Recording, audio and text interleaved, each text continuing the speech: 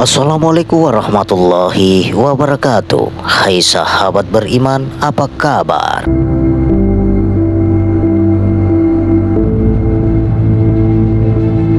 Segala puji bagi Allah yang telah memuliakan anak cucu Adam, yakni manusia, dan memilih dari jumlah manusia itu sejumlah ulama-ulama. Dan Allah juga memilih dari golongan itu mereka yang zuhud, yaitu para ahli hikmah dan para ahli karamah.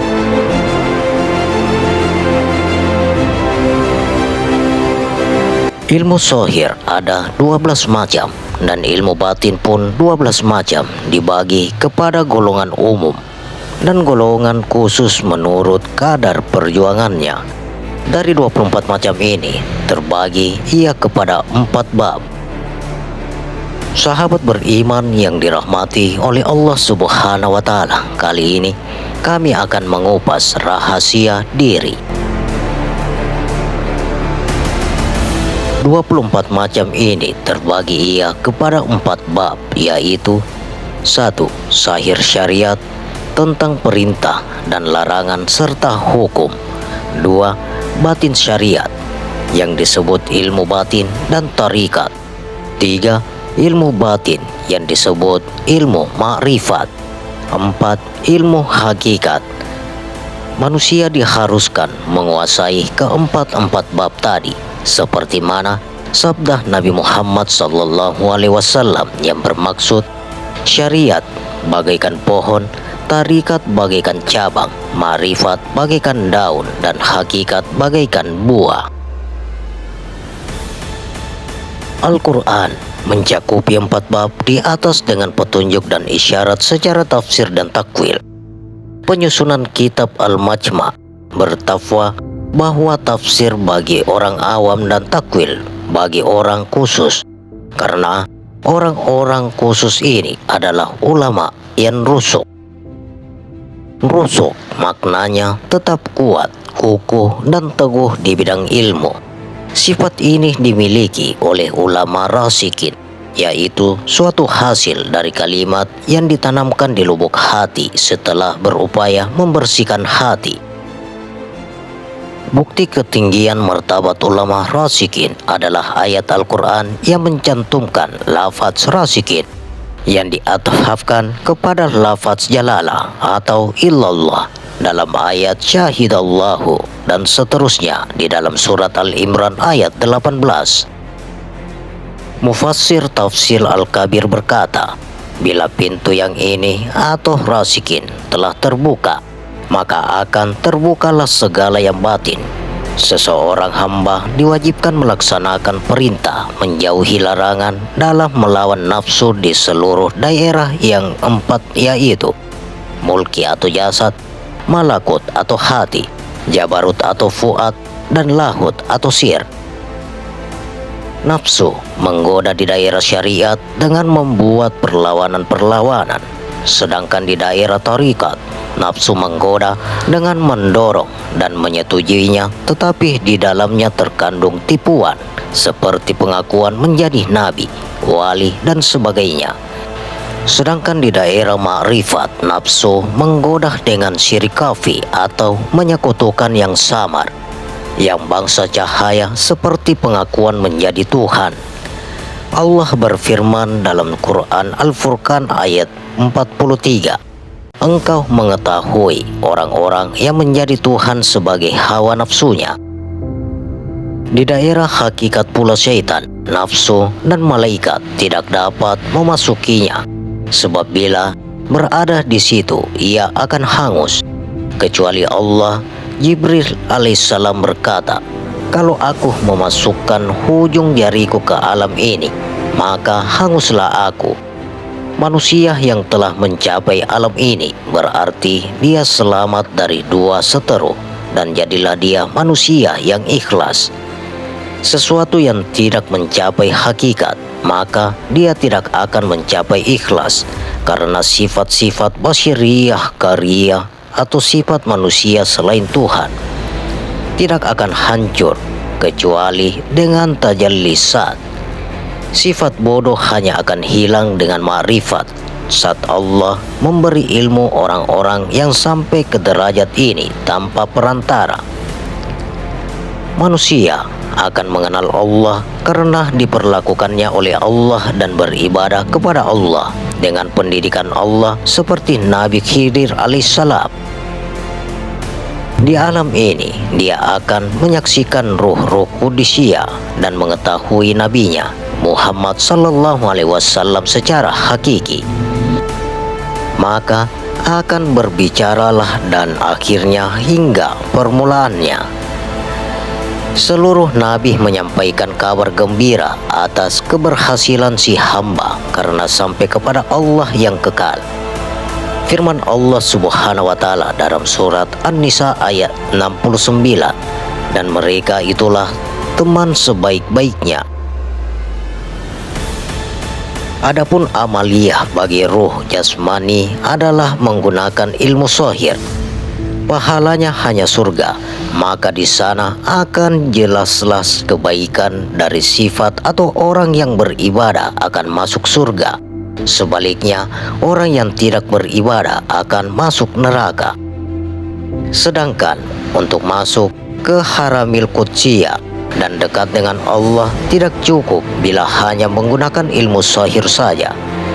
Untuk ke sana harus dengan ilmu terbang, dan terbang itu harus menggunakan dua sayap. Bila satu maka perjalanan akan pincang. Maka dengan perpaduan ilmu zahir dan batin barulah sampai seseorang hamba ke alam qudsi. Allah berfirman di dalam hadis qudsi, "Hai hambaku, bila engkau ingin masuk ke haramilku atau haramil qudsiyah, maka engkau jangan tergoda oleh mulki, malakut, jabarut. Karena alam mulki adalah syaitan bagi orang alim, alam malakut adalah syaitan bagi orang arif, dan alam jabarut adalah syaitan bagi orang yang akan masuk ke alam qudsiyah." Wajib bagi semua manusia mengetahui ukuran dirinya dan jangan mengaku sesuatu yang bukan haknya. Imam Ali berkata, Allah menyayangi orang-orang yang mengetahui kadar dirinya dan tidak melewati batas perjalanannya, menjaga lisannya dan tidak mensia-siakan umurnya. Seorang alim harus mampu mencapai makna hakikat manusia yang disebut tiful ma'ani atau bayi ma'nawiyah. Setelah itu harus mendidiknya dengan tetap melakukan asma tauhid dan keluar dari alam jasmani ke alam ruhani, yaitu alam asyirri, yang di sana tidak sesuatu pun selain Allah. Sir itu seperti lapangan dari cahaya, tidak ada hujungnya. Inilah makam al-muwahhidin.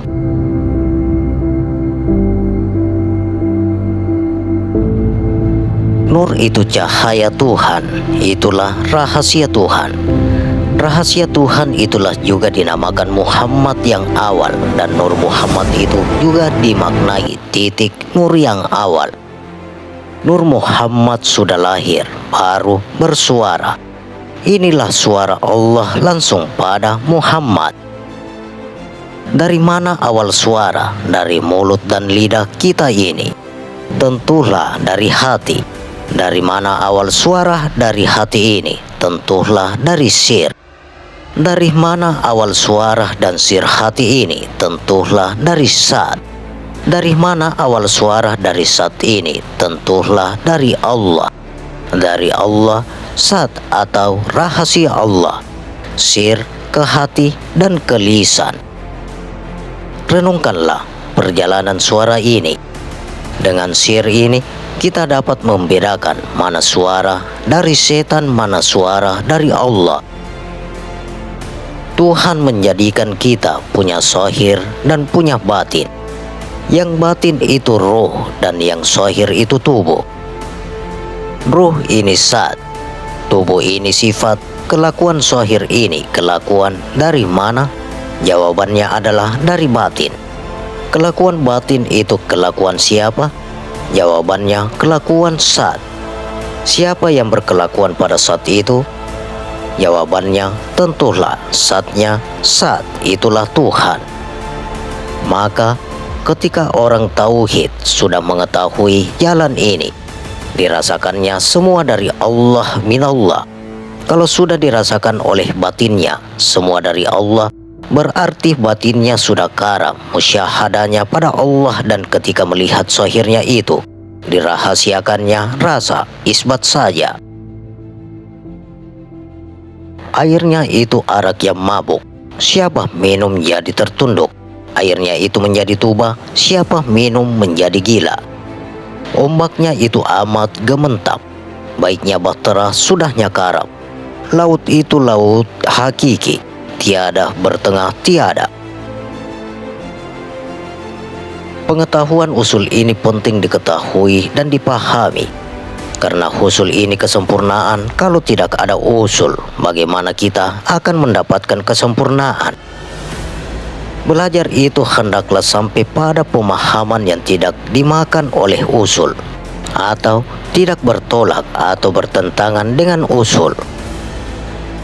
Ketahuilah bahwa saat itu diri ma'rifat. Diri ma'rifat itu menghimpunkan semua af'al, semua asma, semua sifat, dan semua diri. Sederhananya, diri ma'rifat itu menghimpunkan semua tubuh, hati, nyawa, rahasia. Diri ma'rifat itulah yang menggerakkan zat, sifat, asma, af'al. Dari ma'rifat ini, rahasia Tuhan yang ada pada Adam atau kita. Jikalau sudah paham ini, bagaimana lagi kita mau menyangkal bahwa tiada perbuatan baharu lagi? Jika bukan karena engkau Muhammad, tiada kuciptakan alam ini. Apa hikmah perkataan atau hadis qudsi ini dari sisi hakiki? Kalau tidak ada engkau, diri ma'rifat, tidak akan ada pergerakan jasad. Inilah isyarat dua kalimat syahadat. Jadi, diri ma'rifat itu sifat Tuhan juga rahasia Tuhan. Jadi, diri ma'rifat itu jadi apa pada kita ini? Jawabannya jadi ruh. Cahaya diri ma'rifat inilah yang menjadi firasatan, sedangkan Nur Muhammad itu menjadi peringatan. Mengapa Nabi Khidir alaihissalam bisa mengetahui semua dan perbuatannya bertentangan dengan syara? Karena Nabi Khidir mengetahui diri ma'rifat itu firasatan, sedangkan diri ma'rifat itu mustahil berbohong. Maka orang tauhid hakiki tidak bingung dengan kelakuan Nabi Khidir alaihissalam, sebagaimana kisah dalam Quran surah Al-Kahfi. Karena orang tauhid hakiki tahu soal firasatan dan peringatan ini, dari sini diketahui bahwa Nabi Khidir alaihissalam itu Allah karunia firasatan yang tinggi atau ilmu hikmah. Sebenarnya ilmu firasatan ini menggunakan bahasa cahaya atau cahaya ilahi. Timbulnya ingatan itu dari firasatan, timbulnya firasatan itu dari Tuhan. Ciri bahasa cahaya ilahi itu la raiba fihi hudal lil muttaqin. Quran surah Al-Baqarah ayat 2, atau tidak ada keraguan satu sara pun. Nabi Khidir alaihissalam itu ahli bahasa cahaya ini. Jadi tidak usah heran kalau para wali Allah itu banyak mengetahui hal-hal yang tidak diketahui orang awam, karena para wali Allah itu belajar dengan menguasai ilmu firasatan alias bahasa cahaya ilahi dari Nabi Khidir alaihissalam samurabbi.